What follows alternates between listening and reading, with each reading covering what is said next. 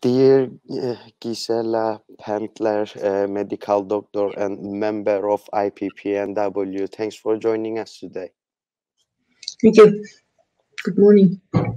Thank you. So, UN member states signed the Geneva Convention to prohibit the use of chemical weapons and to consider them as a war crimes. However, why does the United Nations remain silent about the chemical weapons used against the Kurds despite the claims and evidences on this issue? Yeah, if I knew that, I think it's a very difficult question because there is no reason why they can do it. At least they should try to find a proof that there is chemical weapons or no chemical weapons, because everybody in this party agreed to this convention. So nobody is allowed to use chemical weapons, and if they do, it's a war crime. And if they are suspected to do it, it has to be proved, I think. But they, Thank you. hmm? Thank you. IPPN and OPCW related. Do you think there can or should be independent observers to the Kurdish regions? Should send to Kurdish region or samples from the region sent elsewhere for analysis?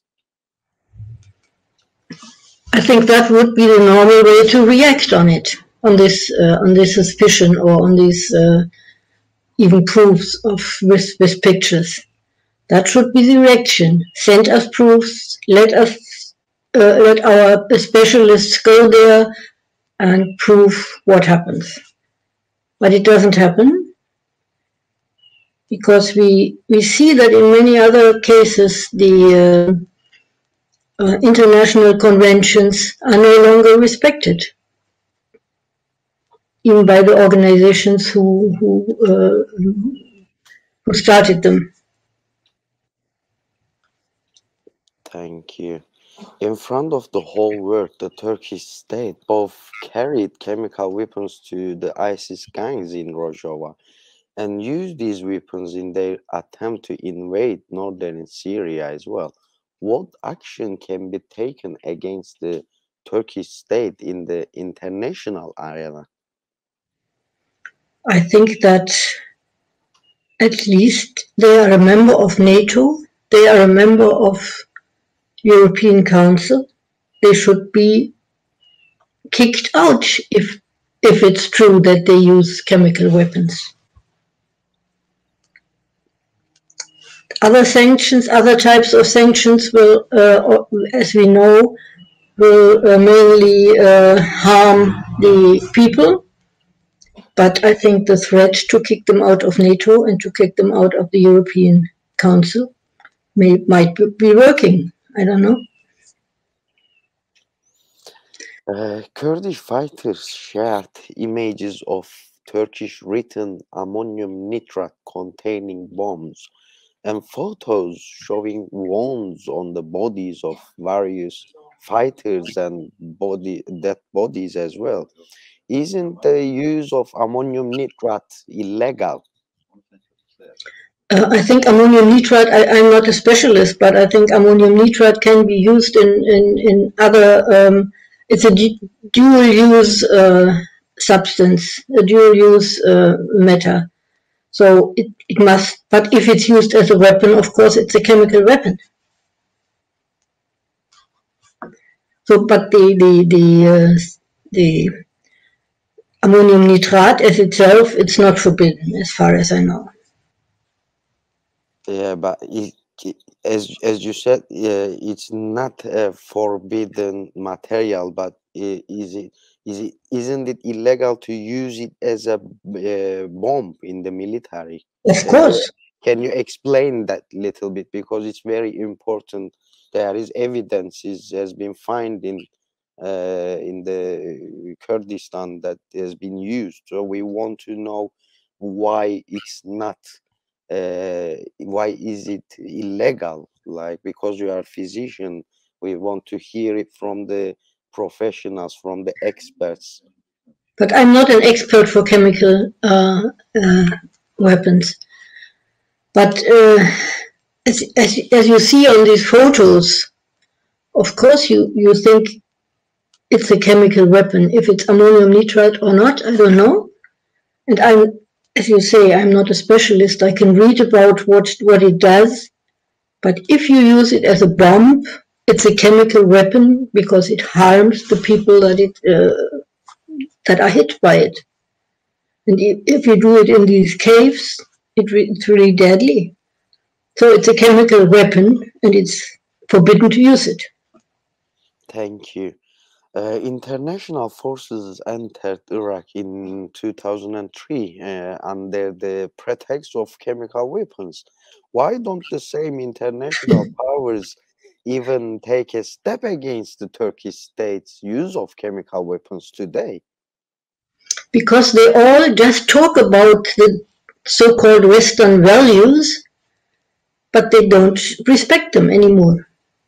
We can see that in many respects. We can see that with the treatment of refugees. We can see that in many respects. They just talk about their values, but the values are no values anymore that are respected.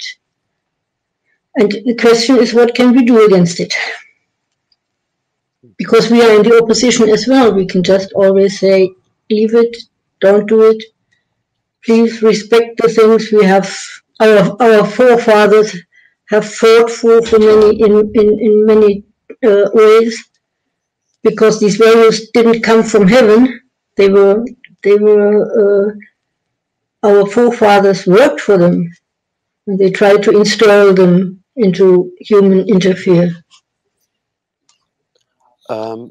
Do you think there is a political reasons behind the Europe and NATO keeping silence against Turkish war crimes? Why do you think everybody's turned blind eye on Turkey's war crimes and chemical weapons usage?